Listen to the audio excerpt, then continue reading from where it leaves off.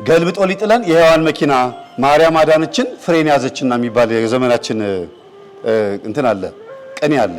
የሔዋን መኪና የተባለው ገልብጦ ሊጥለን የነበረ የሔዋን መኪና የተባለው ጥንታ አብሶ ሔዋን በስጋዋ ላይ የተቀበለችው መርገም ነው። እሱ 5500 ዘመን ሙሉ ይሄን ትውልድ ምን አድርጎ ነበር? ይዞት ነበረ። ድንግል ማርያም ግን ልክ ነብዩ ኢሳያስ እንደተናገረው ዘርን ባያስቀርልን ኖሮ እንደማን በሆንን እንደ ሰዶም በሆንን እንደ ገሞራም በመሰልን ነበር አለ። ስለዚህ ድንግል ማርያም የተመረጠች ምንድናት? ዘር ናት። የድንግል ማርያም ዘርነት ንጹህ የሆነውን ክርስቶስን እንዲወለድ ምክንያት ሆናለች። ስለዚህ ከንጹህ ስጋ ላይ ነው አምላክ መወለድ ያለበት እንጂ ኃጢአት ካለበት ስጋ ላይ ነው እንዴ? አይደለም። ለዚህ ነው እኮ ንጹህ የሆነ ነገር እንድንቀበልና ኃጢአት ያለበትን ማንነታችንን እንድናድስ የተፈለገው። በስመ አብ ወወልድ ወመንፈስ ቅዱስ አሐዱ አምላክ አሜን። እንደምን አመሻችሁ? እንደምን አላችሁ? አሜን። አምላካችን መድኃኒታችን ጌታችን ኢየሱስ ክርስቶስ ስሙ ከአጽናፍ እስከ አጽናፍ ከፀሐይ መውጫ እስከ ፀሐይ መጥለቂያ በፍጥረት አንደበት ሁሉ የተመሰገነ ይሁን። እስቲ እግዚአብሔርን አንድ ጊዜ እልል ብላችሁ አመስግኑት። እጅግ የሚገርመው በአስተሪኦ ወቅት ላይ መሰባሰባችን ነው። አስተሪኦ ማለት እንደዚህ ነጭ ሆናችሁ እንደተቀመጣችሁት የሰማይ መላእክት ምድር ካሉ እረኞች ጋራ የተያዩበት መገለጥ የሆነበት ጊዜ ስለሆነ የምንማማረው ስለ መገለጥ ነው። እግዚአብሔር ይመጣል፣ እግዚአብሔር ይገለጣል የሚል ትምህርት ነው የምንማማረው። መዝሙር 47 ቁጥር 8 ላይ ቃሉን እንደግመዋለሁ፣ እግዚአብሔር በቅድስናው ዙፋን ይመጣል ይላል እና የመጀመሪያው የቅድስናው ዙፋን የድንግል ማርያም አካል፣ የድንግል ማርያም መመረጥ፣ ንጽህናዋ፣ ቅድስናዋ፣ እናትነቷ፣ አማላጅነቷ ዙፋኑ። ሁለተኛው ዙፋን እንግዲህ ሲመጣ ማለት ነው። ሁለተኛው ደግሞ ታቦት የተባለው ልባችን ነው። በእናንተ ውስጥ ያድራል የተባለው የኛ ደግሞ እምነት ነው፣ የቅድስናው ዙፋን። ከዛ ነው ቅድስት ቤተክርስቲያን፣ ህንጻ ቤተክርስቲያን ነው የሚባለው። ስንት የቤተክርስቲያን ምሳሌ አለ? 3። አንደኛ ራሱ የሰው ልጅ አካል፣ ሁለተኛ ህንጻ ቤተክርስቲያኑ፣ ሶስተኛ ደግሞ ይሄ ህብረታችሁ ቤተክርስቲያን ይባላል። ስለዚህ የቅድስናው ዙፋን ማለት እግዚአብሔር ስሙ የሚጠራበት ቅዱስ የሆነ ቦታ ማለት ነው። 2ም 3ም ሆናችሁ በተሰበሰባችሁበት እኔ በመካከላችሁ አለሁ እገኛለሁ አለ። ያ የቅድስናው ዙፋን ይባላል ማለት ነው።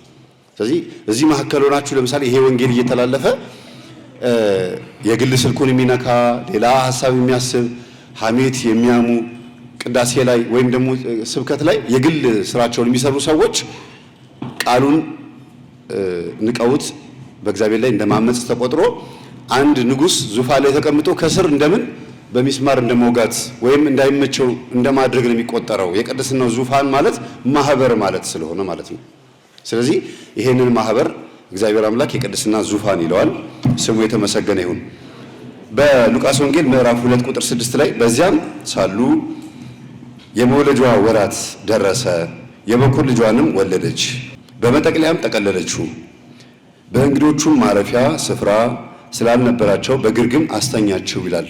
እንግዲህ በሰማይ ላይ ዙፋን ያለው በአብ በወልድ በመንፈስ ቅዱስነት ስሉስ ቅዱስ ሆኖ የሚከብር ስግው ቃል ሆኖ መጥቶ ትስብእት ሆኖ ያ አካላዊ ቃል መጥቶ በበጎች በረት ተወለደ ሲባል ይገርማል።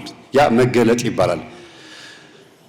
አምላክ ነኝና እንደ ሰው ሳይሆን እንደ አምላክነቴ በአንድ ጊዜ 30 ዓመት ላይ ሆኜ ተገኝቼ ልሰቀል ወይም ልፍረድ አላለም። በበህቀ ልህቀ ወይም ጥቂት በጥቂት አደገ ተብሎ እንዲወራ ከልጅነት ጀምሮ ከድንግል ማርያም ጋር አደገ፣ ከዮሴፍ ጋር አደገ፣ በህዝቡ ፊት አደገ እንደ ሰው። እስቲ በዓይነ ህሊናችሁ ሳሉት። ትንሽ ልጅ እዚህ ጋር አለ። ይሄ ልጅ የ3 ዓመት የ4 ዓመት ልጅ እስኪሆን ድረስ ስንት ጊዜ ምግብ አብልተውታል፣ ስንት ጊዜ ልብስ ገዝተውለታል፣ ስንት ጊዜ የሰፈር ሰዎች አይተውታል። 3 ዓመት እስኪሞላው እንኳን 30 ዓመት እስኪሞላው ድረስ ደግሞ ድንግል ማርያምና ኢየሱስ ክርስቶስ ምን እያደረጉ አብረው ቆዩ? እንዴት ብሎ እንደ ሰው ተዘዋወረ? የትስ ነበረ? በመጽሐፍ ቅዱስ ውስጥ ጌታችንና አምላካችን መድኃኒታችን ኢየሱስ ክርስቶስ ከ12 ዓመቱ ጀምሮ እስከ 29 ዓመቱ ድረስ በመጽሐፍ ቅዱስ ውስጥ የት እንደነበር አልተጠቀሰም። ከስንት ዓመቱ? ከ12 ዓመት እስከ 29 ዓመት ድረስ። ልክ 30 ዓመት ሲሞላው ተጠመቀ ነው የሚለው። የት ነበር ክርስቶስ? ምን እያደረገ ነበረ? እንዴትስ ነው ከድንግል ማርያም ጋር የኖረው? ይህ በጣም የሚደንቅ ነው። ተገለጠ ማለት ልክ እንደ ማንኛውም ሰው መንደር ላይ እንደሚኖረው ሰው ሆኖ ከሰው ጋር አደገ ማለት ነው። ዝም ብላችሁ በዓይነ ሕሊናችሁ በጌታ ዘመን ብኖር ኖሮ ጌታን በአጠገቤ ሲያልፍ ለድንግል ማርያም ውሃ ሲቀዳላት እንጨት ተሸክሞ ሲሄድ ዮሴፍን በፈርኒቸር በዚህ አይነት ስራ ሲያግዘው እንግዲህ ትልቅ የፈርኒቸር ስራ ነው የሚሰራው ዮሴፍ ውድወርክ ነው የሚሰራው። ያንን ሲያግዘው አስቡት። ያንን እያገዘው አብሮት ሲቆይ በመንደሩ ያሉ ሰዎች ጌታ አምላክ ሰማይና ምድር የፈጠረ አምላክ በመካከላቸው ሲመላለስ አላወቁትም። ከዛም ሲሰቀል ደግሞ የወጉት ሁሉ ያዩታል የተባለለት ደግሞ ይመጣል። እጁን የተበሳ እጁን የተቀደደ ጎን የተወጋ ጎኑን እንደገና እግሩን የተበሳ እግሩን ደግሞ ያዩታል ይመጣል። ያ መንደር ውስጥ ከኛ ጋር አብሮ ያደገው በየቀኑ ወዲያ ወዲህ ሲመላለስ ከድንግል ማርያም ጋር ሰርግ ቤት፣ ለቅሶ ቤት በየቦታው ሲጠራ የነበረው እንደ ሰው ቀስ ብሎ ያደገው ኢየሱስ ክርስቶስ ያ ነው ዓለምን ሲገዛ የነበረው ብለው አሁን ባለንበት ሰዓት ያሉ ሰዎች ሲያወሩ በመጨረሻው ጊዜ የወጉት ያዩታል። ምን ሲሆን በመንደር ውስጥ እንደፈለገ ሲንቀሳቀስ አልተጠቀሙበትም። ከሞኝ ደጃፍ ምን ይሆናል? ሞፈር ይቆረጣል ይባላል አይደለም? ቤተክርስቲያን አጠገባችን ሆኖ እኛ ዙር ጥምጥሙን የምንሄድበት ሁኔታ አለና አንዳንድ ጊዜ ያላደለው ጸበል የምን መንከሪያ ይሆናል የሚባለው? የልጥ መንከሪያ አይደለም? ዝም ብሎ ልብስ ማጠቢያ ይሆናል ወይም ሻወር ይወስዱበታል እግዚአብሔር ኃይሉን እስኪገልጥበት ድረስ። ክርስቶስም በዘመኑ እንደዛ ነበር የሆነው። ድንግል ማርያም ግን በልቧ ትጠብቀው ነበር ይላል። እስቲ ወደ ኋላ ሄደን አንዳንድ ነገሮችን እናንሳ። በምድራችን ላይ መዳን ያስፈልግ ነበረ። የሰው ልጅ መዳን ነበረበት። ከምንድን ነው የሚድነው? ከነፍስ በሽታ። የነፍስ በሽታ እንዴት መጣ? ሰው ገና ከመፈጠሩ በፊት በነፍስ ላይ በሽታ ሊያመጣ ያሰበ ዲያብሎስ ከሰማይ ስለወደቀ ከሰማይ ወድቋል። ሰው ሳይፈጠር በፊት ነው ዲያብሎስ የወደቀው። ይሄን ታውቃላችሁ? ሰው ገና ሳይፈጠር በፊት ዲያብሎስ ከሰማይ ወደቀ። ራዕይ ዮሐንስ ምዕራፍ 12 ላይ ዲያብሎስ ወይም ሰይጣንና ሰራዊቱ ከሰማይ ወደቁ፣ በሰማይም ስፍራ አልተገኘላቸውም። ቅዱስ ሚካኤልና ሰራዊቱ ዲያብሎስን አሳደዱት ይላል። የአምላካችን ስም የተመሰገነ ይሁን። ከሰማይ እየተምዘገዘገ ሲወድቅ ከኋላ እያሳደዱ ያለው ማን ነው? ሊቀ መላእክት ቅዱስ ሚካኤል ነው። ይሄ መጽሐፍ ቅዱስ የሚመሰክረው ነው። ትንቢተ ዳንኤል ምዕራፍ 12፣ ራዕይ ዮሐንስ ምዕራፍ 12። ለዚህ ነው ቅዱስ ሚካኤል በ12 የዋለው። ሁለቱም ላይ ቅዱስ ሚካኤል ኃያልነቱን የሚገልጽ ነው። በመጨረሻው ዘመን ስለ ሰው ልጆች የሚቆመው ታላቁ መልአክ ቅዱስ ሚካኤል ይነሳል ይላል ትንቢተ ዳንኤል ምዕራፍ 12 ላይ። እንደገና ራዕይ ዮሐንስ ላይ ደግሞ ሚካኤልና መላእክቱ ዘንዶውን ተዋጉት፣ በሰማይም ስፍራ አልተገኘለትም፣ ወደ ምድር ወደቀ ነው የሚለው። የሰው ልጆች ከሳሽ፣ የወንድሞች ከሳሽ ወደቀ ነው የሚለው። የአምላካችን ስም የተመሰገነ ይሁን። ግን ሲወድቅ ወደ ምድረ ፋይድ ወደዚህ ወዳለንበት ምድር ነበር የወደቀው። እሺ እግዚአብሔር እኛን ሲፈጥር እንዴት አድርጎ ፈጠረን? ይሄ የወደቀውን ጠላት ማሸነፍ እንድንችል አድርጎ ነው የፈጠረን። አንደኛ በሰማይ ያለው ጦርነት ወደ ምድር መጣ። ወደ ምድር ሲመጣ ግን ሰውን ቀሽም አድርጎ ወይም ደግሞ ሰነፍ አድርጎ አልፈጠረውም። አንድ የሆነ የወደቀ ኃይል አለ። እሱን መቋቋም የምትችልበትን ኃይል 7 ስልጣን ሰጥቻለሁ። ጸጋ፣ የሰው ልጅ የተሰጠው ጸጋ ነው። እግዚአብሔርን ማምለክ፣ እግዚአብሔርን መፍራት፣ ማወቅ፣ ማስተዋል፣ ጥበብ የሚባሉ 7 ሀብታት ተሰጥተውታል። አዳም ማለት መልከ መልካም ሲባል መልኩ ብቻ የሚያምር ሳይሆን ሁሉ ነገሩ ብርሃን የሆነ የተዋበ ማለት ነው። ግን ከነጻ ፈቃድ ጋር ነው። አዳም ወደቀ። በምን ወደቀ? መጀመሪያ በወደቀው መንፈስ ጠላት ወደቀ። ያ የወደቀው ጠላት ወድቆ እንደነበረ ግን አዳም አያውቅም። መጀመሪያ 7 ዓመት በገነት ውስጥ በሚኖርበት ሰዓት የሚያውቀው ነገር የለም። እግዚአብሔር ደግሞ የወደቀውን አዳምን ለማንሳት ይሄ ኤጲፋኒያ ብለው አባቶቻችን በግሪክ የነገሩን ኤጲፋኒያ ወይም ኤጲፋኒ መገለጥ፣ መታየት የሚባለውን ነገር የነገሩን ከዚህ በኋላ ነው። እግዚአብሔር መታየት ፈለገ። የማይታይ የነበረው እንዲታይ፣ ያልተገለጠው እንዲገለጥ ሆነ። በማን? በድንግል ማርያም በኩል። ያ የወደቀውን አዳም ለማንሳት የቀደመው አዳም ወድቆ ነበርና ሁለተኛው አዳም ተነሳ። ሁለተኛው አዳም ሲነሳ ከየት ነው የተነሳው? ላድን ብሎ ከመንበሩ ተነሳ። ባለበት በሰማይ ሆኖ በምድር ደግሞ በበረቶች በከብቶች በረት ተወለደ ይላል። አሁን ክርስቶስ መጥቶ መወለድ ያስፈለገው ትልቁ ጉዳይ ምንድነው? እንደ ሰዎች እንደሚወለዱት ተወልዶ ሰዎች ማድረግ ያቃታቸውን ሕግጋት ፈጽሞ ሊያሳየን ነው። ፍቅሩ ሊገልጽልን ነው። በወቅቱ እኮ መቆጣት ይችላል እግዚአብሔር። አዳም ሁለተኛ ይሄን ነገር እንዳታረግ ብሎ መቆጣት ይችላል። ግን ሰዎች በራሳችን እኮ መዳን እንችል ነበረ። ጥፋት ቢያጠፋም አዳምም ያን ጊዜ አዳም ቢበረታ እኮ መዳን ይችል ነበር። ሰው ብሎ ምክንያት ስለሚያበዛ 5500 ዘመን መቁጠር አስፈለገ። ማንም ሰው በራሱ መዳን እንደማይችል ያለ እግዚአብሔር ረዳትነት መዳን እንደማንችል ስለዚህ መገለጥ ነበረበት። 5500 ዘመን የምንለው እኛ ነን እንጂ ከ5 ቀን ተኩል በኋላ መጥቻ አድናለሁ አለ። ከዛ ክርስቶስ ከድንግል ማርያም በቤተልሔም ሲወለድ ኤጲፋኒ ወይም ደግሞ አስተርዮ መገለጥ ተባለ። ከገና ከታህሳስ 29 ጀምሮ እስከ ጥር መጨረሻው ድረስ መገለጥ ወይም አስተርዮ የተባለበት ትልቁ ምክንያት በጥምቀቱም ጭምር ስለሆነ ነው። ጌታ ልክ ሲጠመቅ እርግቧ መታ በትከሻው ላይ ተቀመጠች፣ መንፈስ ቅዱስ ነው አብ ከሰማይ ሆኖ የምወልደው እሱ ነው የሚላችሁን ስሙት ብሎ ተናገረ። ይሄንን ድንግል ማርያምም ደገመችው። ይሄ ምን ማለት ነው? ሌሎችን አትስሙ ማለት ነው? ድንግል ማርያም እኔን አትስሙኝ ማለት ሆነ? አይደለም። የህይወት በር ስለሆነ ነው። እኔ እውነትም ህይወትም መንገድም ነኝ ስላለ ነው። ጌታችን ስሙ የተመሰገነ ይሁን። እሱ ከፈተልን። ከዛ በኋላ ደግሞ ከዚህ በኋላ የምለምን እንዳይመስላችሁ ሄጄ ቤት ባዘጋጅላችሁ ይሻላል። ሁላችሁም እኔን ስትለምኑ በሩ ይከፈትላችኋል። በሰማይ ያለውን ቤት አዘጋጅላችኋለሁ፣ ትመጣላችሁ ወደ እኔ ደግሞ አለ። አንኳኩ፣ ይከፈትላችኋል። ጠይቁ፣ ታገኛላችሁ። ለምኑ፣ ይሰጣችኋል። አሳ ለምኖ ወይም ዳቦ ለምኖ ድንጋይ የሚሰጠው የለም። የጠየቃችሁት ይሰጣችኋል። ግን እምነት ይኖራችሁ፣ የሰናፍጭ ቅንጣት የምታክል እምነት ይኖራችሁ ተባለ። የሰው ልጅ አሁን በጣም የተቸገሩ ትልቁ ቻሌንጁ እምነት ነው። የሰናፍጭ ቅንጣት የተባለው ትልቅ አልተባለም፣ ወይም ከአቅማችሁ በላይ እዘኑት አላለም። ትንሽ እምነት ነው ያለው። ያቺ ትንሽ እምነት ሁለት ነገር ታሳያለች። ያቺ ትንሽ እምነት አንደኛ በልባችን ውስጥ ታድጋለች፣ ሁለተኛ በሰው ፊት ትንጸባረቃለች። እኛ በልባችን ውስጥ ያላሳደግናትን እምነት በሰው ፊት ማሳየት አንችልም። አንድ ምሳሌ ልመስልላችሁ። ሁለት ሰዎች በመንገድ እየሄዱ አንደኛው የለበሰው ነጠላ ነጭ ነው፣ አንደኛው ደግሞ ጥቁር ነው የለበሰው እና ሰዎች ሲያገኟቸው ምን ይሏቸዋል? ምን ነው ጥቁር ለበስክ ብለው መጀመሪያ ቢጠይቁት ማንን ነው? ጥቁር የለበሰውን። ነጭ የለበሰውን ግን ምን ነው ነጭ ለበስክ ይባላል? አይባልም። ሰው እላዩ ላይ ያለው ነገር ነው ሰው ፊት የሚገልጠው። ነጭ ሁልጊዜ ብርሃን እንደሆነ ይታወቃል።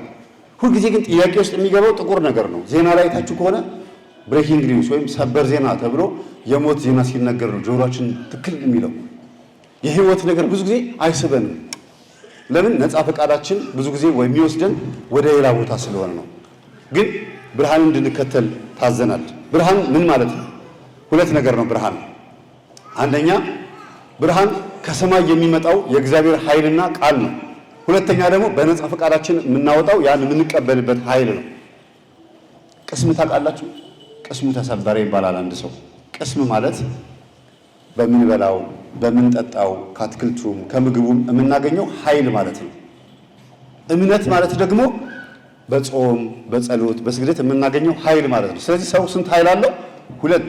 በስጋው በኩል የሚያገኘው ቅስምና በሃይማኖቱ በኩል የሚያገኘው እምነት። ሁለቱን ይዘን አስተባብረን እንድንጓዝ ነው የተፈቀደው። አሁን እዚህ ያላችሁት ምዕመናን እንደ ባህታዊ እንደ መነኩሴ እንደ መናኝ መሆን አይጠበቅባችሁም። እንደ ምዕመን ነው የሚጠበቅባችሁ። እንደ ምዕመን የግዴታ ትዳር ውስጥ ያለ ሰው ወይም ትዳር ውስጥ ያለች ሴት ትዳሩን በድሎ የሆነ ትልቅ ነገር ውስጥ መግባት የለበትም። መጀመሪያ በትንሹ መታመን። በትንሹ የታመነ ሰው በትልቁ ይታመናል ይላል። ማንም ሰው ቃሌን ቢፈጽም ትእዛዜን ቢያከብር ያየኛል ነው ያለው ክርስቶስ። አንኳኳለሁ፣ የሚከፍትልኝ ቢኖር እገባለሁ፣ ከእሱ ጋር እራት እበላለሁ አለ። ምን እራት ምን ማለት ነው? ይሄ ማታ የምንበላው እንጀራ ነው አይደለም። በፍጻሜው እድሜ በመጨረሻው ዘመን ከእሱ ጋር ሆናለሁ። ጸላዔ ሰናያት መጥተው ይቺ ነፍስ የኔ ናት ብለው በሚፋለሙበት ሰዓት እኔ ከእሱ ጋር ሆናለሁ። ይቺማ የኔ ናት። የሆነ ዘመን ድሃ ረድታለች፣ የሆነ ጊዜ ንስሐ ገብታለች፣ ስጋው ደሙን ተቀብላለች፣ ስጣራ ሰምታኛለች ብሎ እግዚአብሔር ከኛ ጋር ይሆናል፣ ወይ ክርስቶስ ከኛ ጋር ይሆናል በመጨረሻው ጊዜ። ስለዚህ ከእሱ ጋር እራት እበላለሁ ሲል በፍጻሜው ጊዜ አላሳፍረውም፣ የእሳቱን ባህር አሻግረዋለሁ። ልክ ሰኔ ጎልጎታ ላይ እንደምትጸልዩት ሞትን አላሳየውም፣ ጠባቂ መላእክቶቹ አያሳፍሩትም፣ የኃጢአት መዝገቡን ይሰርዙለታል ማለት ነው። በመጨረሻው ዘመን ባለንበት ሰዓት መቼም ይሄ በጣም ለኛ ትልቅ እድል ነው። የምንድንበትን ነገር አዘጋጅቶልን አሁን የምንሄደው ራሱ ወደ በርሜል ጊዮርጊስ ነው። በነገራችን ላይ በዚህ አጋጣሚ በርሜል የሚለው ቃል ቅድም ምን ማለት እንደሆነ ከወንድሞቼ ጋር ሳወራ ነበር። በርሜል የሚለው በፖርቹጋል ቋንቋ እና በጣሊያን ቋንቋ መሰብሰብ፣ መጠቃለል፣ መወጠር ማለት ነው። በአንድ ቦታ ላይ ተሰብስቦ መቀመጥ ማለት ነው። ምናልባት ይሄን ስም ያወጡት እነሱ ከኮንቴነሩ ሐሳብ ሊሆን ይችላል፣ ግን እግዚአብሔር ባወቀ ነው ይሄ ስም የወጣው መሰለኝ። እና በርሜል የሚለው ቃል በፊት በርኔል ነበር የሚሉት። ቃሉ ሰብሰብ ብለን የምንወያይበት ማለት ነው። ስናስበው አንዳንድ ጊዜ ሁላችንም በእምነት በርሜል ውስጥ ነው ያለነው። ተሰብስበን በአንድ ሐሳብ ውስጥ ነው ያለነው። በማን ሐሳብ ውስጥ? በአባቶቻችን መዋቅር ውስጥ ነው ያለነው። አባቶቻችን የቅዳሴውን መዋቅር፣ የወንጌሉን መዋቅር፣ የአስርቆቱን፣ የአበቅቴውን፣ የሕጸጹን መዋቅር ባያዘጋጁልን፣ የካላንደሩን መዋቅር ባያዘጋጁልን ዛሬ እኛ ይሄን መሰብሰብ ችለናል? ሊያፈርሰን የሚፈልግ ኃይል የለም? አለ። ግን ይሄንን ማፍረስ ያልቻለው በእኛ ጥንካሬ አለ፣ በአባቶቻችን ጥንካሬ ነው። ስለዚህ ክርስቶስ የተገለጠው ምንም ነገር ማድረግ እንዳይችል ነው። ጠላት እጁ እንዲሰበር ነው። የዲያብሎስን ስራ ያፈርስ ዘንድ የማን ልጅ ተገለጠ ነው የሚለው? ጮክ በሉ እስቲ። እሺ አንዴ ድገሙት። የዲያብሎስን ስራ እንዲያፈርስ የማን ልጅ ተገለጠ? ስሙ የተመሰገነ ይሁን። ስለዚህ የዲያብሎስ ስራ ቤተክርስቲያን በምድር ላይ እስካለች ድረስ ሁልጊዜ የዲያብሎስ ስራ በጨለማ ውስጥና በድብቅ ነው የሚሰራው። በግልጥ አይመጣም። በብርሃን አይገለጥም። ብርሃን አይወድም።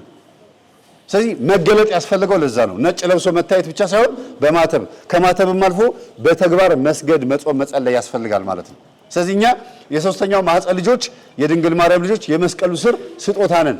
በመስቀል ስር ሆኖ ዮሐንስና ድንግል ማርያም አንድ የተቀበሉት ኃይል አለ። ያ ኃይል ምንድነው? የእምነት ኃይል ነው።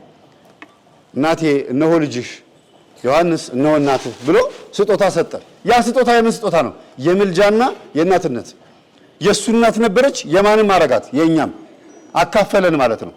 ዮሐንስ እናት አገኘ ሲባል በዮሐንስ ውስጥ ማን አለን? እኛ። ስለዚህ ሔዋን የምትባሏ የመጀመሪያ ሔዋን ጥፋት ስታጠፋ፣ ሁለተኛዋ ሔዋን ድንግል ማርያም ደግሞ ሕይወትን አመጣች። ገልብጦ ሊጥለን የሔዋን መኪና ማርያም አዳነችን ፍሬን ያዘችና የሚባል የዘመናችን እንትን አለ፣ ቅኔ አለ። ሰምና ወርቅ ነው የሚፈታልኝ ሰው አለ። ይሄን ገልብጦ ሊጥለን የሔዋን መኪና ማርያም አዳነችን ፍሬን ያዘችና፣ ይሄን ሰምና ወርቅ የሚፈታ ይሸልማል። የሔዋን መኪና እሺ፣ ዕፀ በለሷ እሺ፣ ፍሬ በቃ ጥሩ ነው። በሴት መጣ በሴት ሄደ። በጣም ጥሩ ትክክል ነው። የሔዋን መኪና የተባለው ገልብጦ ሊጥለን የነበረ የሔዋን መኪና የተባለው ጥንታ አብሶ ሔዋን በስጋዋ የተቀበለችው መርገም ነው። እሱ 5500 ዘመን ሙሉ ይሄን ትውልድ ምን አድርጎ ነበር? ይዞት ነበረ። ድንግል ማርያም ግን ልክ ነብዩ ኢሳያስ እንደተናገረው ዘርን ባያስቀርልን ኖሮ እንደማን በሆንን እንደ ሰዶም በሆንን እንደ ገሞራም በመሰልን ነበር አለ። ስለዚህ ድንግል ማርያም የተመረጠች ምንድናት? ዘር ናት። የድንግል ማርያም ዘርነት ንጹህ የሆነውን ክርስቶስን እንዲወለድ ምክንያት ሆናለች። ስለዚህ ከንጹህ ስጋ ላይ ነው አምላክ መወለድ ያለበት እንጂ ኃጢአት ካለበት ስጋ ላይ ነው እንዴ? አይደለም። ለዚህ ነው እኮ ንጹህ የሆነውን ነገር እንድንቀበልና ኃጢአት ያለበትን ማንነታችንን እንድናድስ የተፈለገው። ስለዚህ የመጀመሪያው አዳም ጥፋት ሲያጠፋ ዳግማዊ አዳም የተባለው ኢየሱስ ክርስቶስ ደግሞ ሕይወትን አመጣ። የመጀመሪያው ሔዋን ሞትን ስታመጣ፣ ሁለተኛው ሔዋን ደግሞ ያው የመጀመሪያው ሔዋን ማንን ድምጽ ሰምታ ነው የተሰናከለችው? ሁለተኛው ሔዋን ድንግል ማርያም የማን ድምጽ ሰምታ ሕይወትን አመጣች? የቅዱስ ገብርኤልን። አያችሁ ንጽጽሩ። ስለዚህ መገለጥ ሲባል ንጽጽር ነው። ዲያብሎስ በሚታምራ እባብ ውስጥ ሆኖ፣ እባብ መቼም ያምራል ስላችሁ ዝግንን ሊላችሁ ይችላል። ድሮ ማለት ነው መርዝ ምናምን እንዳላት ሳናቅ በፊትም እግር እያላት ብዬ ልንገራችሁ እና በጣም ነው የሚያብረቀርቀው የምታምረው። በዛ ገላ ላይ ተደብቆ መጥቶ ሔዋንን አሰናከላት። አሁንም ደግሞ ክርስቶስ በምታምረዋ ቆንጆ በሆነችው እጅግ ውብ በሆነችው በቅድስት ድንግል ማርያም በሰው ገላ ላይ በወደደው በፈቀደው ገላ ላይ መጥቶ ዲያብሎስን አሳሳተው። ምን አድርጎ? አምላክ ነው ወይስ ሰው ነው? እዚህ ጋር ይፈውሳል፣ ያድናል፣ እዚህ ጋር ደግሞ ተራብኩ ተጠማሁ ይላል። ከዛ ደግሞ መርከብ ላይ ደግሞ እንቅልፉን ተኛ ይላል። ጌታ ሆይ እኛ ተጨንቀን አንተ ትተኛለህን? ተነስና አድነን ብለው አሉት። ተራበ ተጠማ ይላል። በሌላ በኩል ደግሞ ተያዘ፣ ተገረፈ፣ ተሰቀለ፣ ተቸነከረ ይላል። ሰው ነው ወይስ አምላክ ነው ብሎ ሰይጣን ግራ ተጋባ ይላል። አምላክ ነው እንዳይለው እንደ ሰው ባህሪ ያለው የሚደክም እንደ ሰው ስጋው ላይ የሚታይ ነገር አለ። ከኃጢአት በስተቀር ሁሉን አድርጎ አለፈ ነው የሚለው። ስለዚህ ክርስቶስ ያረገው የነበረ ሁሉ እንደ ሰውና እንደ አምላክ ነው። ይሄን የሰው ባህሪ ነው፣ ይሄ የአምላክ ባህሪ ነው ብለን የምንለየው ነገር የለም። ለምሳሌ አይነ ስውሩን ወይም ደግሞ አይን የሌለውን ሲሰራ ልሙጥ ግንባር ነው፣ ምራቁን እንትፍ ብሎ ጭቃ አብኩቶ አይን ቅርጽ ሰራለት ይልና ከዛስ ሄደና በሰሌው ሟ ታጠባለው ይላል። አምላክ ነው። በአምላክነቱ መጀመሪያ የፈጠረው አዳምን የፈጠረው ያው እጅ ስለሆነ አዳምን እንደሰራው ይሄንን ሰው ሰራው በጭቃ አብኩቶ። ከዛ ደግሞ እፍ አለበት። ያ ጭቃ የሆነው ወደ ስጋነት ተቀየረ፣ ሰው ሆኖ ታየ። ወይም ደግሞ አይን የሌለው ሰውዬ አይን ተፈጠረለት። ስለዚህ አምላክ ነው። እንደገናም ደግሞ እዚህ ጋር ደግሞ ሰዎች እየመጡ ደግሞ አጠገቡ ይበላሉ፣ ይጠጣሉ፣ ከነሱ ጋር ይጫወታል፣ ይዝናናል። ክርስቶስ ከሐዋርያት ጋር ያለውን ህብረት ሲመለከት ዲያብሎስ ግራ ነው የሚጋባው። እንዲያውም በጴጥሮስ ውስጥ አድሮ መጥቶ ምንድን ያለው?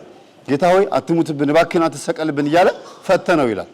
ሂድ አንተ ሰይጣን የሰውን እንጂ የአምላክን የእግዚአብሔርን ስራ አታይምና ዞር በል ካጠገቤ ብሎ ገሰጸው ይላል። ያወራው ጴጥሮስ ነው፣ ግን በጴጥሮስ ውስጥ ሆኖ ያወራውን ስላየ ነው የገሰጸው። ጴጥሮስ እንዴ ጌታ ሆይ ለምን ሰይጣን ትለኛለህ? እኔ እኮ ጴጥሮስ ነኝ አላለም። ጴጥሮስ ማን እንዳስወራው አውቋል ማለት ነው።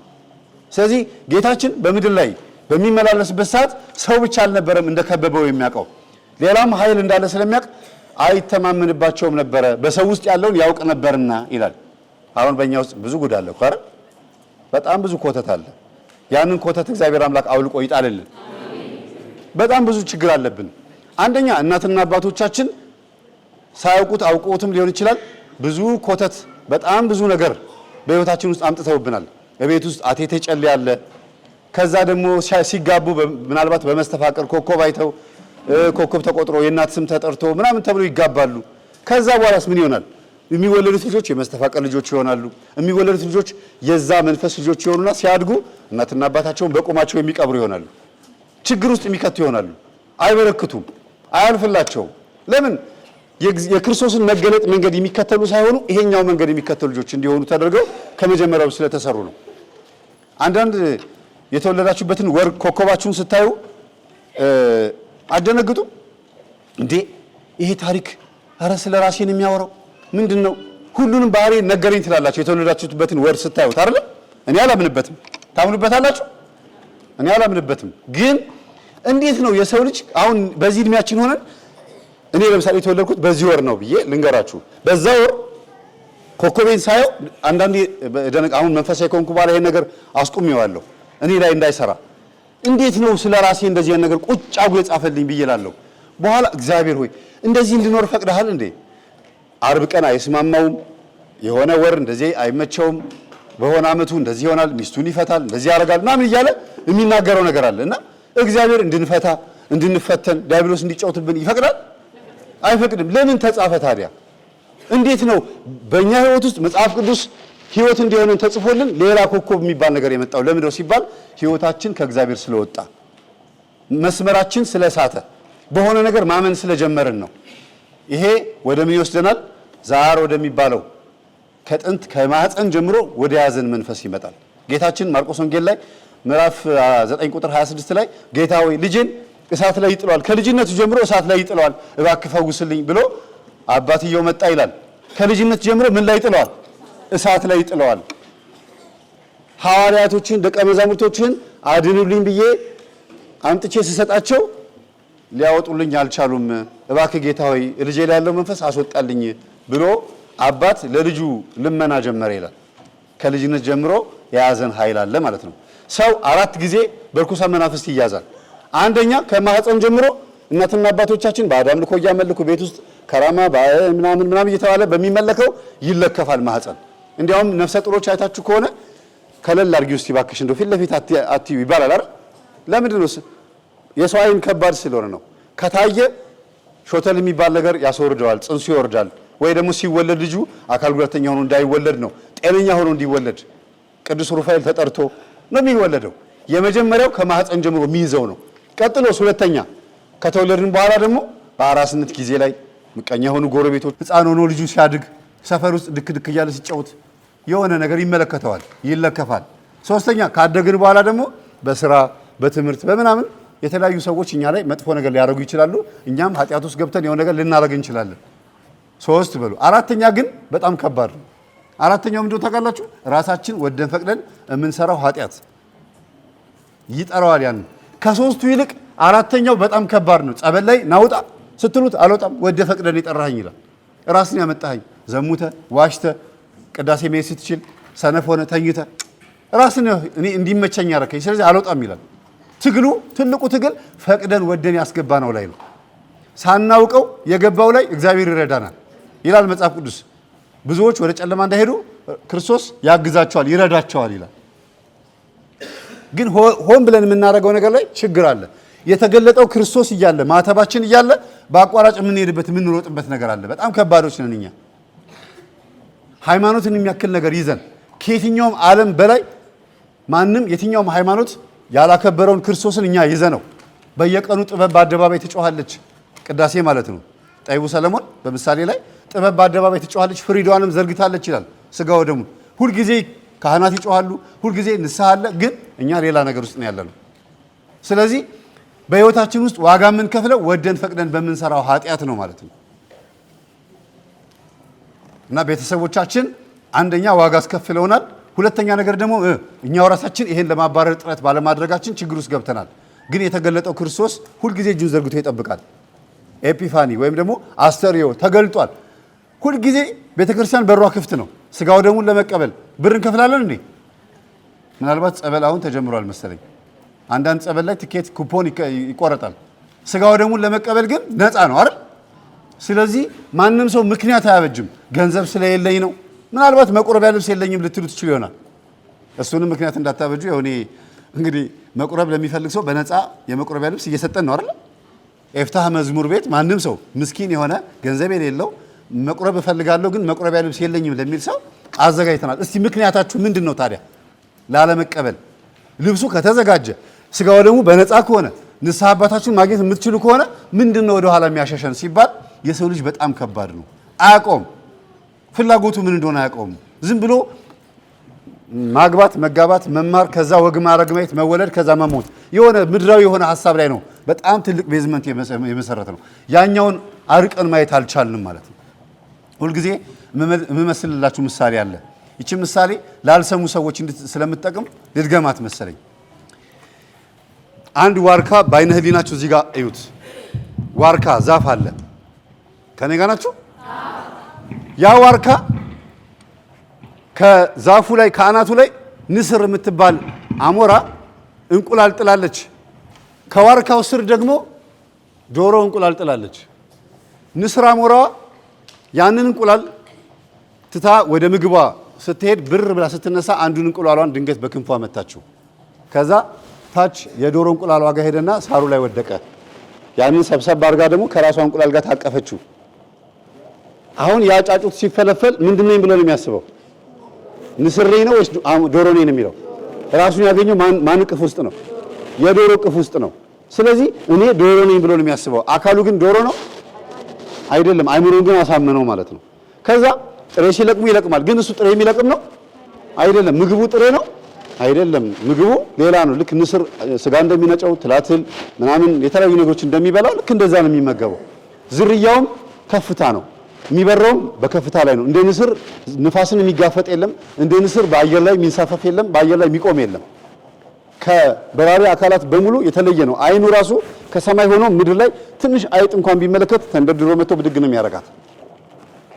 ነጽሮቱ ወይም አመለካከቱ በጣም ራቅ ያለ ነው። እንግዲህ ንስርን በዚህ ተረዱትና ይሄ ንስር ጫጩት ከዶሮ ኋላ ኋላ እየተከተለ ግን አሞራዎቹን ይመለከታቸዋል። ንስሮቹን አይ እነዚህ አሞራዎች በሰማይ ላይ እየበረሩ ነው፣ እኔም እንደነሱ መብረር በሻልኩ ይላል። ጫጩቶቹ ለምንድን ነው ያልተመኙት? እሱ ብቻ ለምን ተመኘ ሲባል ዝርያው ስለሆነ ነው። በቃ ከፍታ ነው ሀሳቡ ሁሉ ምንድን ነው? ሰማይ ላይ ነው፣ ተፈጥሮ ስለሆነ ነው። ዶሮዎች በአየር ላይ ይበራሉ። ምናልባት ከፍ ብሎ ሊሄዱ ይችላሉ፣ ግን የወዲያውን የሚወድቁት ለምን? ከክንፋቸው ይልቅ ስጋቸው ከበድ ስለሚል። ንስር ደግሞ ከክንፉ ይልቅ ስጋው አነስ ስለሚል ክንፉ ትልቅ ስለሆነ በአየር ላይ መሳፈፍ ይችላል። እኛ ስጋዊ ሀሳባችን ከበድ ስለሚል ሁልጊዜ ሀሳባችን ምድራዊ ነው። እንደ ንስሩ ለስጋችን በእርግጥ ንስሩ ስለ ስጋው ሳያስብ ቀርቶ አይደለም፣ ተፈጥሮ ነው። እኛም በተፈጥሯችን ሰማያን ሆነን ተፈጠረን። ገነት የኛ ነው፣ መንግስተ ሰማያት የኛ ነው፣ ሲኦል የኛ አይደለም፣ የእናንተ አይደለም ብሎን በግድ ካልገባን፣ ካልባረከኝ አልለቅህም ያለው ያዕቆብን ተቃራኒ ሆንን። ካልገደልከኝ አልለቅህም አለን እኛ ከእግዚአብሔር ጋር። እንዲያውም ገዳይ ሲያረፋፍድ ሟች ይገሰግሳል። አንዳንድ ጊዜ ወደ ወጥመድ ውስጥ እንደሚገባ የሆነ አይጥ ነው የምንገሰግሰው። ሆን ብለን በሰይጣን ጥርስ ላይ ጅዋጅዌ እንጫወታለን። በጣም ከባዶች ነን እኛ።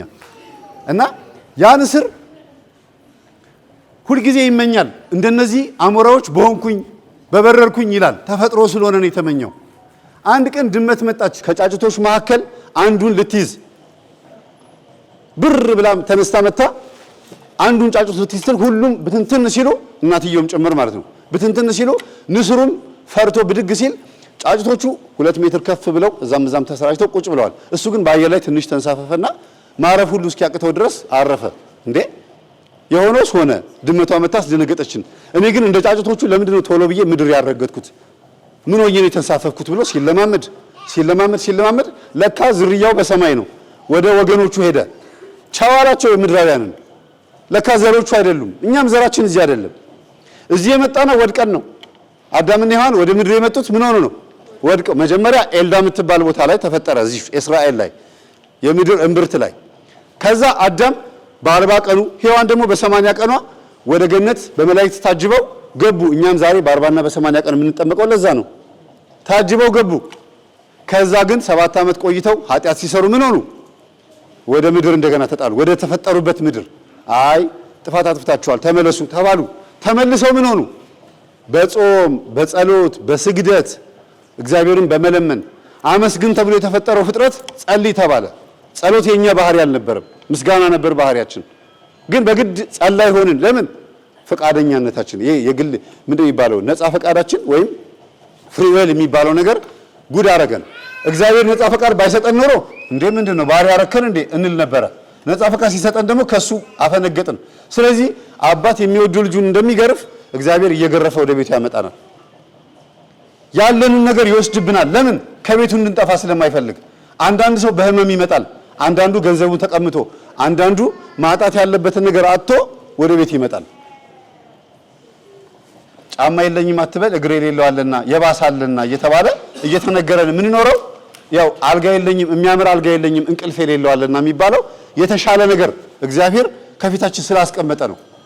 ማንም ሰው ልጸልይ ብሎ ቢንበረከክ የሚሰማው አለ። አብርሃም እንኳን በሃይማኖት ውስጥ ሳይሆን ቀና ብሎ አምላከ ፀሐይ ተናበበኒ ወይም የፀሐይ አምላክ ተገለጥልኝ፣ ፀሐይን የፈጠርክ እንድትንቃንቅ የምታረግ እንድትወጣ እንድትገባ የምታረግ አምላክ ተገለጥልኝ ብሎ ተገልጦለታል።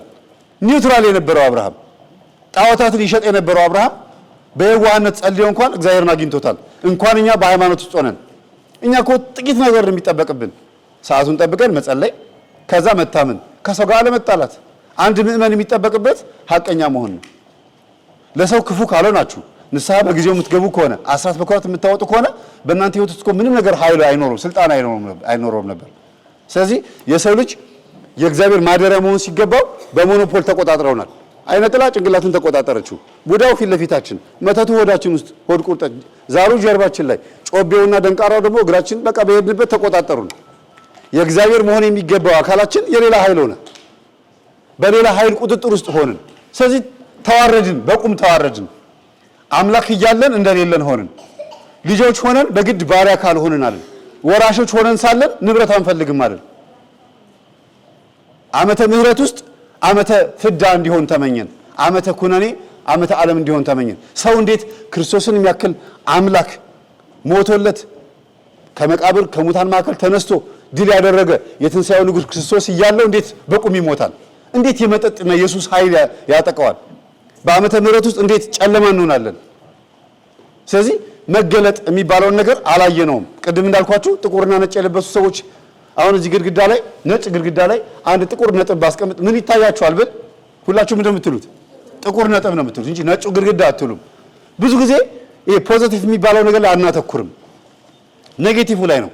ለዚህም ነው እኛ ስናስተምር ምናልባት አይታችሁ ከሆነ ብዙ ሰዎች እንደው ይሄ መምህር እንደው መንፈስ ብሎ ሊሞት ነው የሚሉኝ አይታችኋል። በቲክቶክ ላይ ወደን አይደለም። ሁሉም የተያዘው በምን ስለሆነ ነው? በዚሁ ስለሆነ እኮ ነው። አብዛኛውን ኃይላችንን ተቆጣጥሮታል። ሁሉ ነገራችንን ይዞታል። ሚስት ባሏ ከስራ ሲመጣ የቤት እመቤት ከሆነች ነው እንግዲህ በአሁኑ ዘመን መቼም ቁጭ ብላ የምትጠብቅ የለችም፣ ስራ መግባት ነው የምትፈልገው። ግን የቤት እመቤት ከሆነች ባሏ ከስራ ሲመጣ ደስ በሚል ፊት እንዳትቀበለው፣ ልጆቿንም በስርዓቱ እንዳታሳድግ፣ እንደገናም ደግሞ ትዳሯን በስርዓቱ እንዳትመራ ሲንግል ማም ወይም ደግሞ ብቸኛ ሴት ሆና እንድትሆን ልጆቿ እንድታሳድግ ፈት እንድትሆን ጋለሞታ እንደሚባለው በጥንቱ ዘመን ማለት ነው እንድትሆን የሚፈልግ መንፈስ በውስጥ ካለ ትዳር ሰላም የለውም። እሷ ግን አታውቅም። ምናልባት እናትና አባቷ ምን እንዳደረጉ አታውቅም። እኔ እግዚአብሔርን ነው የማመልከው ነው የምትለው። ግን ያደፈጠ ደግሞ በውስጥ ይኖራል። ባህሪዋ ይቀያየራል። አታውቀውም። ስትጸንስ ሾተል ይመጣል፣ ጽንሷን ያጨናግፋል። ቢወለድም ልጁ ወይ አጉል ይሆናል ወይ ደግሞ ቴሌቪዥን እየሰበረ የሚያስቸግር አመፀኛ ልጅ ይሆናል። ካደገ በኋላም የቴሌቪዥኑን፣ ዲኮደሩን፣ ወርቁን፣ ሞባይሉን እየሰረቀ እየሸጠ ብግን የሚያደርግ ልጅ ይሆናል። ለምን ሲባል የምን ልጅ ስለሆንን ነው። ለምንድን ነው በዚህ ልክ በ40 ቀን በ80 ቀን ተጠምቀን የክርስቶስ ልጆች ሆነን ልጆቻችን ለምን እንደዚህ ሆኑ? ምክንያቱም ምንድን ነው ሲባል ነፃ ፈቃዳችንን ለክርስቶስ ስላላስገዛ ነው። ይሄ ከቤተሰብ የመጣው ኮተት በእኛ ላይ እንዳለ አለማወቃችን፣ ካወቅን በኋላም ደግሞ ለማስወገድ ጥረት አናረግም። ወንድ ልጅም ደግሞ ሚስቱን እንዳይወዳት፣ ሚስቱን እንዳይቀርባት፣ ከቀረባትም ከወለደ በኋላም ውጭ ሄዶ እንዲያመነዝር፣ እንዲያማግጥ የሚያደርገው ሌላ ኃይል አለ። እኔ አንድ ማቃቸው አባት አሉና ሚስታቸውን ያገቡት በመስተፋቀር ነው። ከዛም ደግሞ ስንፈተ ወሲብ አጋጠማቸውና እንደገና ደብተራ ጋር ሄደው ደግሞ ያንን አስደገሙ። እንደገና ልጆቻቸው ደግሞ ትምህርት አልገባ ሲላቸው አብሾ አንድ ይሄ መጥፎውን መንፈስ የሚደግም ዘመድ ስላላቸው ብቻ ነፃ አረጉት። በቃ ይሄ ጥበብ ነው እየተባለ ሲበሉት ሲጠጡት ቆዩና መጨረሻ ላይ ካደጉ በኋላ ዝም ብለው ቤተሰባቸውን ሲመለከቱት 4ቱም ልጆቻቸው ፕሮቴስታንት መናፍቅ ሆኑ። እንደገናም ደግሞ እሳቸውም ጥሩ አይደለም ህይወታቸው። ቤተሰቦቻቸው እሳቸው ድግምት ያደረጉላቸው በሙሉ ችግር ያለባቸው ናቸው። አካል ጉዳተኛ አለ፣ ሃይማኖትን የቀየረ አለ፣ ዱርዬ አለ፣ ፖለቲከኛ አለ። በጣም ዘረኞች የሆኑ ዙሪያቸው የተከበቡ ጤነኛ አይደለም። ውጤቱን ያዩት ግን በብዙ ዓመት ልዩነት ውስጥ ነው። ውጤቱ የሚታየው አሁን አይደለም ካደጉ በኋላ ነውና የተዘራው ዘር ይበቅላል። የተዘራው ዘር ይታያል፣ በህይወት ይታያል። የዛን ሰዓት ምን ያርጉት? ጉልበት እያለ አልተሰገደ፣ በጎልማሳነት ወቅት ፈጣሪ ምን አስብ ነው አይደል? ስለዚህ በጊዜ በወጣትነታችን ማግባት፣ በወጣትነታችን መስገድ፣ መጾም፣ መጸለይ፣ ንስሐ መግባት፣ እግዚአብሔርን ፊት ለፊት ማየት ማውራት የምንችልበት ኃይል እስክናገኝ ድረስ መሰብሰብን የመሰለ ነገር የለም። የእውነቴን ነው የምላችሁ። እኔ በጣም ብዙ ተፈተኜ ነው እዚህ የደረስኩት። ተፈተንኩ ስላችሁ የሆነ ትልቅ ነገር ለመፍጠር አይደለም። ሳላውቀው ነው የተፈተንኩ። ዋጋ ከፈልኩኝ። ምን እንደሆነ ሳላውቀው በህይወቴ ውስጥ በጣም ብዙ ነገር መጣ። ድሪም ወከርስ ታውቃላችሁ? በእንቅልፍ ልብ የሚጓዝ ሰው እንደዛ ነበርኩኝ። በእንቅልፍ ልቡ በር ከፍቼ ነበር የምወጣው እና ቤተሰቦቼ ሌሊት ለመፈለግ የሚወጡበት ጊዜ ነበረ። በር ከፍቼ ልወጣ ስል ይዙኛል፣ ያስተኙኛል። ቁልፉ ተደብቆ አንድ ማቀው ልጅ አለ። የቤቱን ቁልፍ ቆልፈው ደብቀውት በእንቅልፍ ልቤ ተነስቼ የደበቁበትን ቦታ አውቀዋለሁ አለ። ግን እሱ አይደለም ሌላ ኃይል ነው። እንዴት ቁልፉ የተደበቀበትን ቦታ ሳያይ አወቀው። ስለዚህ የሚያስነሳው ማን ነው ማለት ነው? ሌላ ኃይል ነው። ታዲያ ሰንበት ትምህርት ቤት እያገለገልኩ እንግዲህ ከ89 ዓመተ ምህረት ጀምሮ አገልጋይ ነኝ። እንደዚህ እያገለገልኩ እየተጋው ቅዱሳን ስዕላትን ስላለሁ በዛ ነው የምታወቀው። እንደዚህ እያገለገልኩት ለምንድን ነው እንደዚህ የምፈተነው ብዬ ጥያቄ ነበረብኝ። ግን ማላቀው ሌላ ኃይል ነበር በውስጤ። ከየት እንደመጣ ከማን እንደመጣ ማወቅ የጀመርኩት ግን ስጾም፣ ስጸልይ፣ ስሰግድ፣ ራሴን ስፈትሽ ነው። ራሳችንን መፈተሽ ካልጀመርን ጥያቄዎቻችን መልስ የላቸው። በእንቅልፍ ልብ መጓዝ ማለት ነው ዝም ብሎ በር ከፍቶ መውጣት ብቻ አይደለም፣ ከማንነት መጥፋት ማለት ነው። እኔ ያለው ግን የለሁም ጠፍቻለሁ። ዛሬ ላይ ቆሜ ለእናንተን እንዳስተምር ምክንያት የሆነኝ የአባቶቻችን መዋቅር ነው፣ ሌላ ምንም አይደለም። ጾም፣ ጸልይ፣ ስገድ፣ ከዛ ከአምላክ ጋር ተገናኝ፣ ቅዱስ ቁርባን ተቀበል። ይሄን መንገድ ከተከተላችሁ ራሳችሁን ታገኙታላችሁ። ጠላታችሁን ማወቅ እወቁበት፣ ንቁበት ነው የሚለው። አጋልጡት፣ የጨለማን ነገር ግለጡበት ነው የሚለው። በመጨረሻው ዘመን የማይታይ የተከደነ የማይገለጥ የተሰወረ የለም፣ ሁሉ ወደ ግልጥ ይመጣል ነው የሚለው። ስለዚህ ሁሉ ነገር ሲታወቅ ለካ ችግራችን ሰውና ሰው አይደለም፣ ሌላ ኃይልና ሰው ነው። የሰው ልጅ በሆነ ነገር ተይዟል፣ ወዶ አይደለም። የሆነ የተቆጣጠረ ነገር አለ። ነጠላችን ብቻ ነጭ እንዲሆን ውስጣችን ጥቁር እንዲሆን ያደረገ የሆነ ኃይል አለ። እሱን ነገር ነው መግለጥ ያለብን። ገልጠን ልክ እንዳሁኑ ኤፒፋኒ እንደተባለው ወይም አስተሪዮ እንደተባለው ህይወታችን ፊት ለፊት ታይቶ በእግዚአብሔር ፊት ከሚጠላንና ከሚወደን ጋር መተያየት አለብን። አንዳንድ ሰው ከሞተ በኋላ ነው ከጠባቂ መላኩና ሲያስጨንቀው ከነበረው መንፈስ ጋር የሚታየው። ልክ ሲሞት ነፍሱ ከስጋው ስትለይ እኔ ነበርኩኝ እኮ የሁሉ ዘመን ኃጢአት ሳሰራ የነበርኩት፣ ግል ወሲብ ሳስፈጽም የነበርኩት፣ ሳስዋሽ፣ ዝሙት ቦታ፣ ጠንቋይ ቤት ስወስድ የነበርኩት እኔ ነኝ፣ ስወስድሽ የነበርኩት እኔ ነኝ ይላል። አንተ ነበርክ እንዴ ብትዩ ምንም ጥቅም የለውም። ሞተሻል፣ አንድ ጊዜ ተለይተሻል። በቃ መላከ ሞት ይመጣና ነፍስሽን ወስዶ በእግዚአብሔር ፊት ለፍርድ ያቆማል። አሁኑኑ መንቃት ነው። የመዳን ቀን መቼ ነው? ዛሬ። ከዛሬም አልፎ አሁን ነው። አሁን በቃ እዚቹ ቁጭ ብላችሁ መዳንን የምትሰሯት። ይሄ ህንጻ ከመሰራቱ በፊት መጀመሪያ ሐሳብ ነበረ። አርኪቴክቱ ይሄን ህንጻ ይሄን ግንብ ከመገንባቱ በፊት በወረቀት ሰርቶታል። ከዛ በኋላ ነው ብሎኬት፣ ፌሮ፣ ሲሚንቶ ምናምን መጥቶ ተበክቶ ይሄ ህንጻ የተሰራው። ይሄ ህንጻ መጀመሪያ ሐሳብ ነበር። ዛሬም እናንተ የምታስቡት ነገ በአይኔ የሚታይ ነው የሚሆነው። ነጭ ልብስ ለብሳችሁ ስትቆርቡ በአይኔ ላችሁ ከሳላችሁት ይሆናል። ስትሰግዱ ከሳላችሁ ይሆናል። ስትድኑ እኔ ስድን ይታየኝ ነበር። ለምን? ስለምፈልገው መዳንን ፈልገው። መዳንን የሚፈልግ ሰው ኃጢአትን እንዴት አልተውም ይላል። አንተንም አልለቅም ግንዱንም አልለቅም አይነት ነገር ነው የሚሆነው። ሰምታችኋል አይደል የተናገረው? ጌታ ሆይ አድነኝ አለ። ከገደል ወድቆ አንድ ሰውዬ ከገደል ሲወድቅ የሆነች የዛፍ ስር ያዘና ሲያየው ገደሉ በጣም ሩቅ ነው። ከዛ ቅዱስ ሚካኤል መጣና አድነኝ ብለህ ጮሃልና መጥቻለሁ ላድንህ ነው፣ የያዝካትን ስር ልቀቃት አለው። እንዴ አለ። ገደሉን አየ።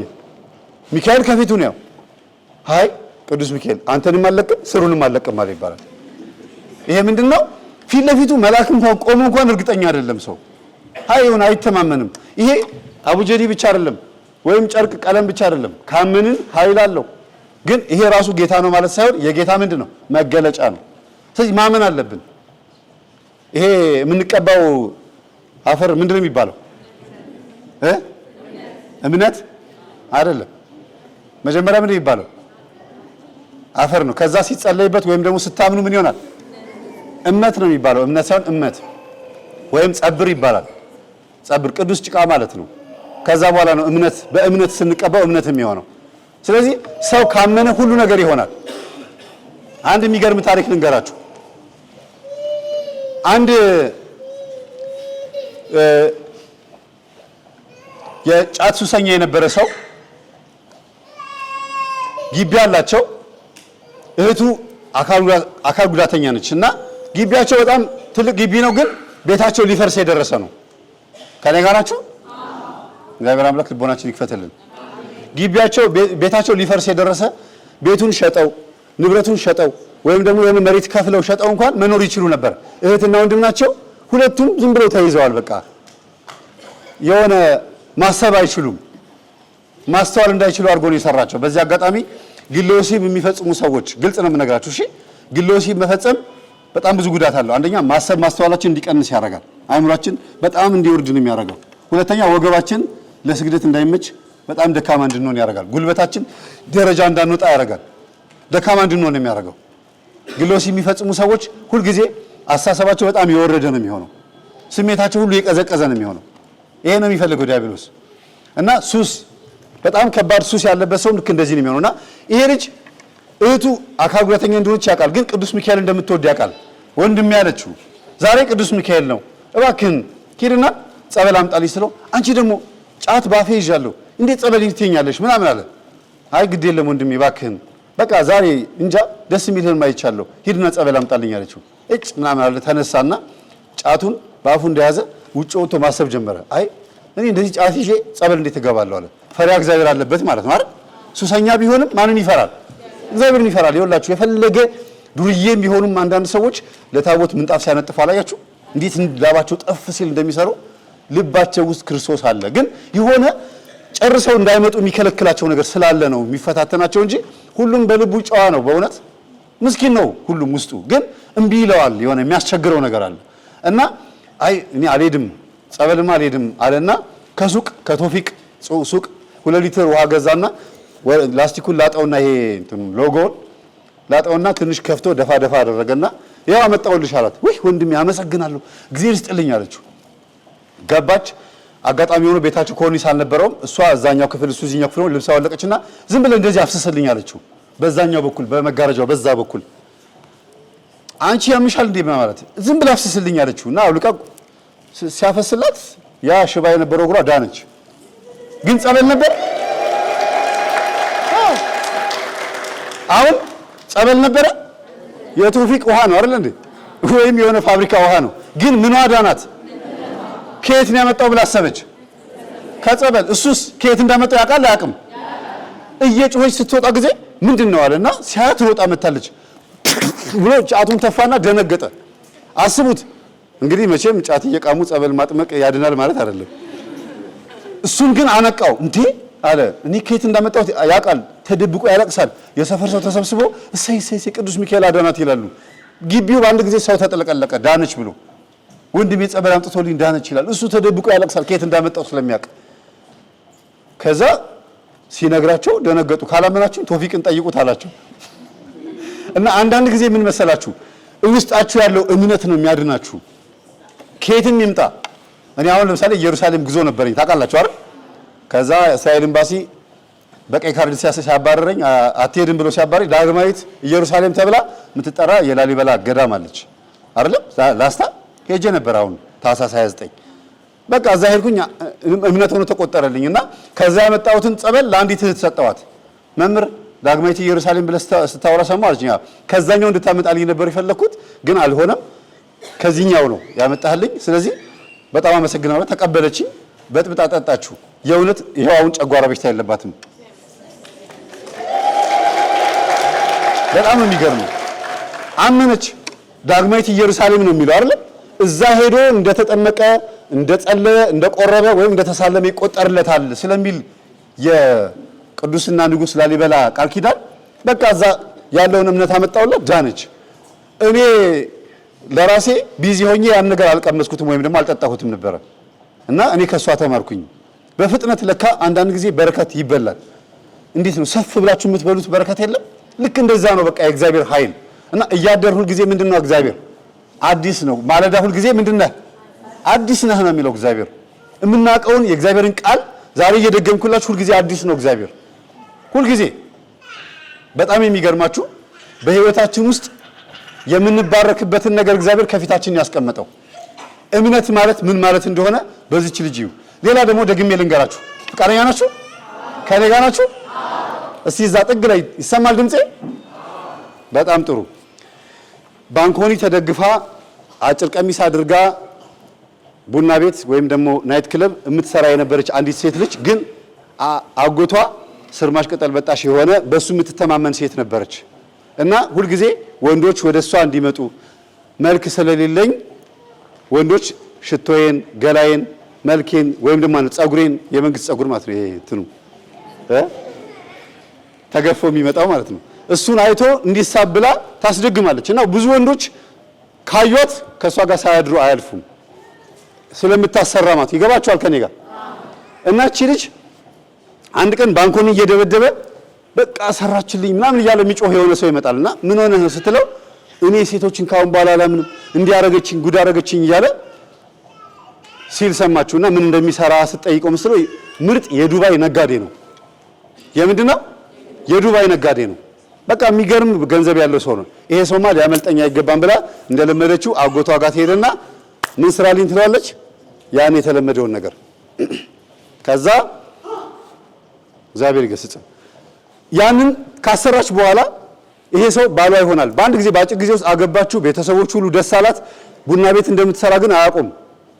በቃ እሱም ይሄን ነገር ለሞራሏ ሲል ለቤተሰቦቹም ለራሱም ሲል አልተናገረም። እሷን ካገባ ጊዜ ጀምሮ ግን እየደከመ እየከሰረ በጣም ብዙ ነገር እየተበላሸበት መጣ። እሷ ደግሞ ከሶፋ ትነሳም ጥፍሯ ውስጥ ያለውን ቆሻሻ እያወጣች ቴሌቪዥን እያየች ቲክቶክ እያየች ስክሮል እያደረገች በቃ መኖር ነው። የባንክ አካውንቱን፣ የመኪናውን ሊብሬ፣ የቤቱን ካርታ በስሙ አዞረችው። በምን ያው በተለመደው በምታውቁት ማኑ አስነክተው ማለት ነው። ይሄ ሰው ሙሉ በሙሉ ተቆጣጠረችውና መራመድ አቅቶት ዊልቸር ላይ ተቀመጠ። ዊልቸር ታውቃላችሁ፣ ከቤት አይወጣም። ቤተሰቦቹ ሁሉ እየመጡ ምንድነው ይሄ ሰው ሲያገባ እንደዚህ ሆነው፣ በባለፈው ትዳሩ መከራውን አየ፣ አሁን ደግሞ ካንቺ ጋር ሆኖ ደግሞ እንደዚህ ሲዋት ጊዜ በኔ ትዳር አገባችሁም ብላ ቤተሰቦቹን አባረረች። በሆነ አጋጣሚ ያው በቲክቶክ ላይ እናንተ የምትለቁት ቪዲዮ አለ። መስተፋቅር ያደረገች ሴት የምትወልዳቸው ልጆች ባህሪ ይሄ ነው፣ ትዳሯ ላይ ይሄ ባህሪ ይታያል እያልኩኝ ሳስተምር ቆርጣችሁ የለቀቃችሁትን ቪዲዮ አገኘችው ድንገት ዝም ብላ ስትገባ። ከዛ ከሶፋዋ ፍንጥር ብላ ተነስታ እንዴ መስተፋቅር የሚባለው ነገር ሰይጣን ነው እንዴ? እኔ እኮ ጥበብ ይመስለኝ ነበረ፣ እኔ እኮ ባሌ ተቆጣጠርኩት ብዬ ነበር የማስበው ብላ ደነገጠች። አያችሁ፣ ሳታውቅ ነው እቺ ልጅ የተሸወደችው። ያ አጎቷ ምንድነው የሚሸውዳት? ይሄ መስተፋቅር ማለት ጥበብ ነው ነበር የሚላት፣ አጋንንት ነው ብሎ አልነገራትም። ሰይጣን ነው ሲኦል የሚከትሽ ነገር ነው ብሎ አልነገራትም። ስለዚህ ያ ለቢዝነሱ ብሎ ያልነገራት ነገር አለ፣ እሷ ደግሞ ለቢዝነሷ ብላ ያልሰማችው ነገር አለ። አሁን ግን መጾም፣ መጸለይ፣ መስገድ መጀመር እንዳለባት ልቧ ውስጥ አይነግራት ጀመር። ይሄ ነገርማ በጣም ከባድ ነው። እኔ ነኝ እንደ ባሌን ያሰርኩት፣ በእኔ ምክንያት ነው የታሰረው። የሚገርማችሁ ነገር በወር በአካውንቴ ላይ ብር ካላስገባሽ ይሄ ትዳር ይበተናል እያለ እያስፈራራት ከባሏ አካውንት ላይ ገንዘብ ይቀበላት ነበር ያ የሚያሰራት ሰውዬ። ከኔ ጋር ናችሁ? የእምነትን ጥንካሬ እንድታዩ ነው። እቺ ልጅ ወደ ልቧ ስትመለስ አገኘኋትና ጸበል ላይ ተገናኘንና መምህር ባለቤቴን ሽባ አድርጌ ያስቀምጨዋለሁ ምን ይሻለኛል አለች። የእውነትሽን ነው፣ ይሄ የሚገርም ንስሐ ነው። ስለዚህ አንቺው ሽባ እንዳደረግሽው አንቺው ትመልሺዋለሽ አልኳት። እንዴት? አጠገቡ ስገጂ፣ አጠገቡ በእኔ ያሰራችሁት ታሰሩ፣ ከኔ ሄዳችሁ ባሌን ያሰራችሁት ታሰሩ እያልሽ ስገጂ አልኳት። የስቅለቱን ስዕል ፊት ለፊቷ አደረገች። በእንባ በሱባኤ በለቅሶ በእኔ ባሌን ያሰራችሁት ከዛ ከማውቀው ሰውዬ መታችሁ ትዳሬን ጉድ ያደረጋችሁኝ የማላውቀውን ነገር ያበላሻችሁብኝ ከእናት ከአባቴም የመጣችሁ ያላችሁ ታሰሩ እያለች ለ60 ቀን ለ2 ወር ማለት ነው ያክል እየሰገደች እየጾመች እየጸለየች የሚገርም ለውጥ አመጣች። ባለቤቷ ቀስ እያለ እየነቃ ትምህርቱን እየከፈተችለት እያየ የሆነ ጊዜ ላይ ጸበል ደርሳ ስትመለስ ባለቤቷ ከዊልቸር ላይ ተነስቷል። ጠዋት ከሆነ ጸበል ልታመጣ የኪዳነ ምሕረት ጸበል ልታመጣ ስትሄድ እሱ ተነስቷል። የሚገርመው ነገር በሷ መዳኑን ነው እንጂ የሚያውቀው ምን እንዳረገችበት አያውቅም። መስተፋቀር እንዳረገችበት አያውቅም። ወይም ደግሞ ይሄን ድግምት እንዳረገችበት አያውቅም። እሱ የሚያውቀው ሚስቱ ምን እንደሆነች ነው። የሆነ ጊዜ ተነስታ መጸለይ እንደጀመረች፣ የሆነ ጊዜ ተነስታ መንፈሳዊ እንደሆነች ነው። በቃ በሚስቴ ዳንኩኝ፣ ጓደኞቼ ሽባ አድርገውኝ ነበረ፣ አሁን ግን እሷ አዳነችኝ ነው የሚለው። ግን ያበላሸችውን ምን አረገችው? መልሳ ካሰችው። በማን? በእግዚአብሔር በክርስቶስ። ያሰረችውን ራሷ ፈታችው። ይቻላል አይቻልም? ያበላሸነውን ነገር መካስ ማስተካከል እንድንችል አድርጎ ነው የፈጠረን እግዚአብሔር። ከዛ እኔ ለባለቤቴ ሚስት መሆን አይገባኝም ብላ ተነስታ ድንገት ወደ አካውንቷ ያመጣችውን ገንዘብ ወደ አካውንቱ መልሳ ሊብሬውን የቤት ካርታውን በሙሉ ወደ ስሙ አዙራ ጠፋች። ከዛ እኔ ጋር መጣና ሚስቴ ጠፋችብኝ፣ ስለዚህ አንተን ትምህርት ነው የምታዳምጠው ሚስቴ፣ ስለዚህ ሚስቴን አምጣ አለኝ። እንዴ እኔ ከየት ላምጣት? የራሴ ሚስት አለችኝ አልኩት። እና በጣም የሚገርማቸው አሳዘነኝ። እስቲ ዲያሪዋን እንመልከት ብለን ገብተን ዲያሪዋን ምናምን ስንመለከት መናገሻ ማርያም ታውቁታላችሁ?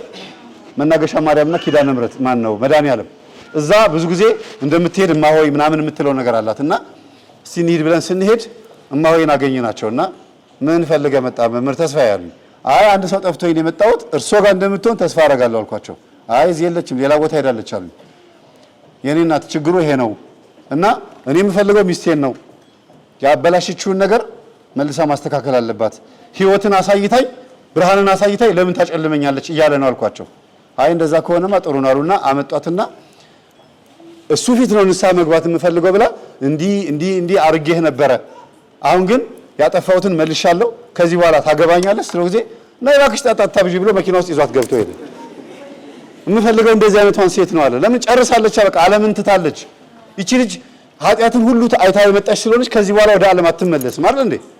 እንዲህ ያለ ነገር አለ። ራሱ ፈልጎ እግዚአብሔር ያ ይጠላናል ይገለኛል ብላችሁ የምታስቡት ሰው በህይወት እንዲፈልጋችሁ ያደርጋል። ባሏ ራሱ ፈልጎ አገኛት። የምትፈራው ሰውዬ ህይወት ሆኖ መጣ። በካውን በኋላ ንቅንቅ የለም ብሎ አሁን የሁለት ልጆች እናት ነች። እና እምነት እንደዚህ ነው። በወር 3 ዝክር ታዘክራለች እናታችን ቅድስት ድንግል ማርያም ማፍቅር መቼም ማንንም አታሳፍርም። የሚገርማችሁ ነገር ባለቤቷን እናቱንና እህቶቹን የሱንም እህቶች ጭምር ዘመዶቹን በሙሉ ነው ያስቆረበችው። ከዛ ህይወት ወጣ፣ ከሴተኛ አዳሪነት ህይወት ወጣ። ዛሬ ነጠላ ለብሳ ቆርባ ስታዩት ይሄንን ብርሃን የገለጠላት ማን ነው? ፍጹም የሆነ ለውጥ የምትፈልጉ ከሆነና ስራብኝ የምትሉ ከሆነ እግዚአብሔር ይቀይራል። ስለነበረ ሰዓቱ ላይ አምላካችን ስም የተመሰገነ ይሁን።